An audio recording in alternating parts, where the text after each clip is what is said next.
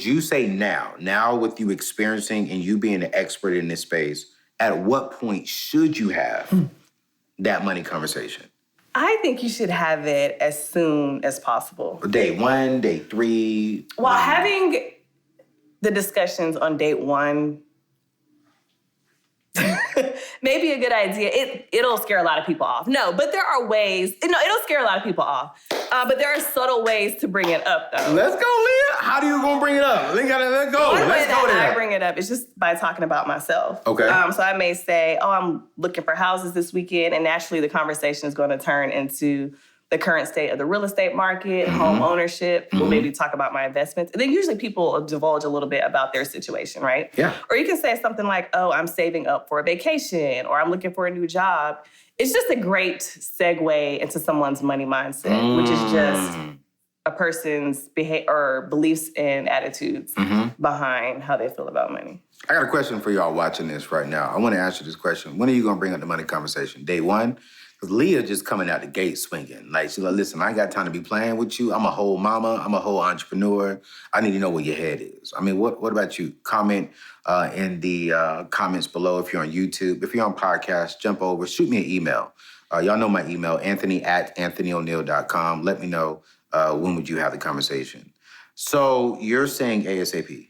Have the conversation. So that way, which I agree, you should have the conversation soon. So that way there's not a lot of energy going into something and you don't know where you guys are. Exactly. You recently went through a divorce because of financial issues, right? We called out the engagement.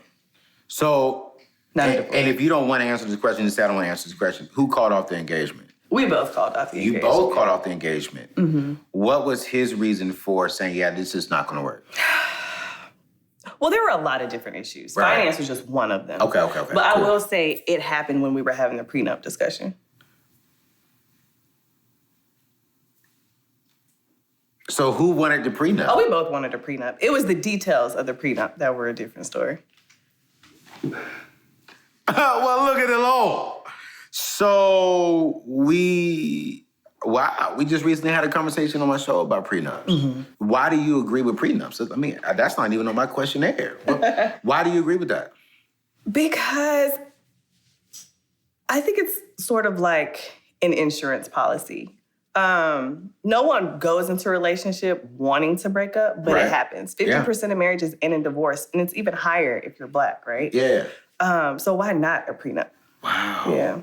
You don't feel like you don't trust God in that process if you sign a prenup? No. I feel like God created prenups. Oh. Yeah. This is just amazing. And we've never talked about this. So when you find your husband, or when your husband finds you, y'all are having a conversation about prenups. Absolutely. So when you and your ex-fiance were having a conversation, what was some of the disagreements without going too personal? I don't know how to talk about it without getting too personal.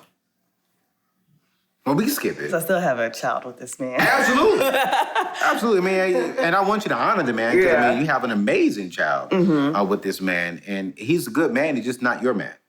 Right. You know, and so I definitely want to respect that. Okay, all right, prenups. This is so good. So while you was going through that process, you learned 6 things. Will let you know that that you are financially compatible with him. And this is why I reached out to you and say, we need to talk about this.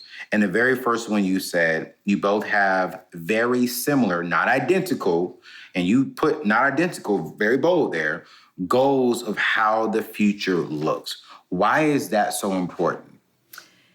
It is important because it's going to guide a lot of the decisions you make. Okay. So, for example, I may have a client, right? A couple, and partner A wants to build generational wealth. And partner B says, no, I want to spend all my money now while I'm here. The kids can get it out. What's the saying? The kids can get it out the mud. They can struggle like I did. Right. And I've seen that happen. Okay. So that can be a huge source of conflict, Absolutely. right? But then you have the couples who have similar goals. They just have different ways of getting there. So you may have partner A who says, I want to retire early. I want to live frugally, cut back on expenses to get there. The other partner says, I don't want to cut back on anything. Let's generate different sources of revenue and income. So it's just very important to strategize, get on the same page, and have that vision up front instead of later, because that was another big issue with us. Things that I just assumed we would be on the same page about. Yeah. We were not even close.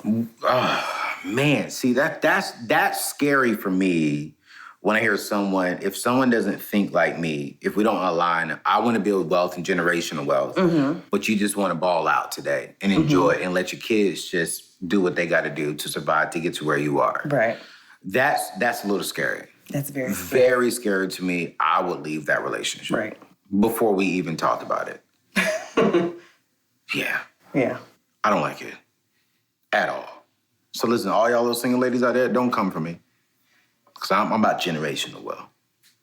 So, how do you feel with Shaquille O'Neal's comment? He told his kids, I'm rich, but you're not. How do you feel about that? When what do you have mean? wealth, what's the context behind like, it? so you're wealthy. That's all he said? That's the whole context. He says like, yo, Leah, you're wealthy, but your kids are not. Do you believe that statement? I personally do not. If I'm wealthy, my kids are wealthy. I agree.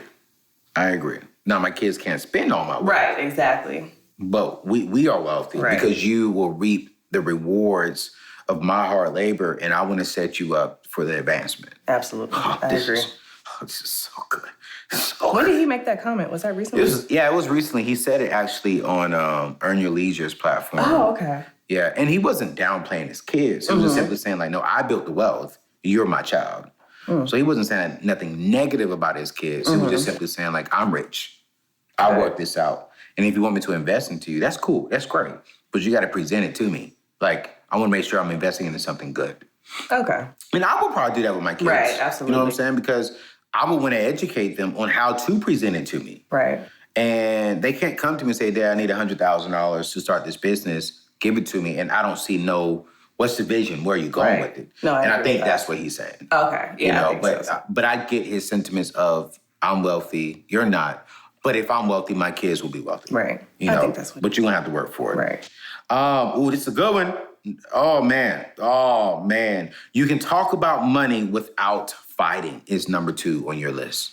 Yeah. That one is very, very important. Communication is key. Yeah. Communication, trust, and also a lot of self-reflection. Yeah. And the reason I say that is because money fights are rarely actually about money. Yeah. Right? It's usually some internalized struggle around control, ego, self-esteem, independence, and money is just kind of the conduit because it's easier to talk about. So for example, say one partner makes a large purchase and forgets to tell the other partner How you about forget to tell your partner? I mean, I don't know. It happens. You've done that before? Maybe it's not a large purchase. Maybe it's just a purchase. Let me just finish the example.